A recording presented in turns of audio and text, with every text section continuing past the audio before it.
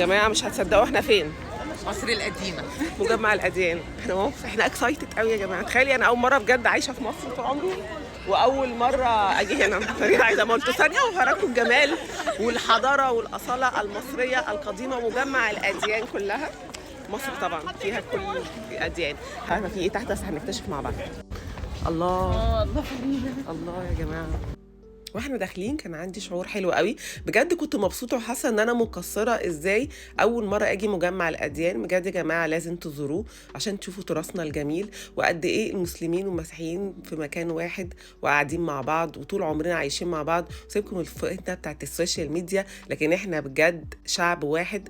وبصوا يا جماعه الصوره دي مجسمه تحفه تجنن، بتبين ستنا مريم لما كانت داخله هي سيدنا عيسى على مصر. وده برضو بيودينا لحته ان مصر طول عمرها بلد الامن والامان، وان اي حد بيتعرض لايذاء في بلده اول دوله بيفكر يجري عليها هي مصر.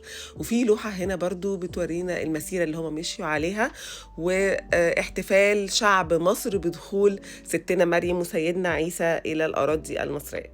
وهنا دخلت بازار في حاجات بقى عن الحضاره المصريه القديمه وانا عاشقه ليها. والقطه دي يا جماعه كانت تجنن. وهنا برضو طلعنا كنيسه، ده سجن افتكر ماري جرجس كان محبوس فيه، ولو انا بقول غلط صلحولي. ده السجن اللي كان محبوس فيه. كنا في المتحف القبطي برضو صورت لكم حاجات منه. ودي كنيسه من الكنائس، وبرضو كانت كل الالوان بجد تجنن. ولقيتهم بيولعوا شمع، ولعت شمع وقعدت برضو دعيت ربنا، وعجبتني الاجواء دي قوي، كنت مبسوطه فيها. وناس كتير كله كان بيولع شمع، وبرضو خدنا صوره تذكاريه هناك. ودي الكنيسه المعلقه. وبعد كده خرجنا الشارع لقينا المحل ده بيبيع حاجات فرعونيه وبيبيع حاجات قديمه، فاشتريت مفتاح الحياه الفيروز. واخترت اللون الفيروزي لان احنا المصريين اول من اخترع اللون الفيروزي. ورحنا جامع عمرو بن العاص، وده اول جامع اتبنى في مصر بعد الفتح الاسلامي في مصر.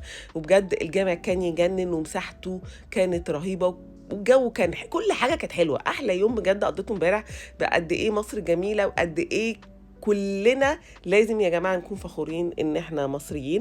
وبعدين ما خلصت اليوم كده رحت نازله على وسط البلد، واكتشفت الشارع ده يا جماعه جنب الامريكين على طول.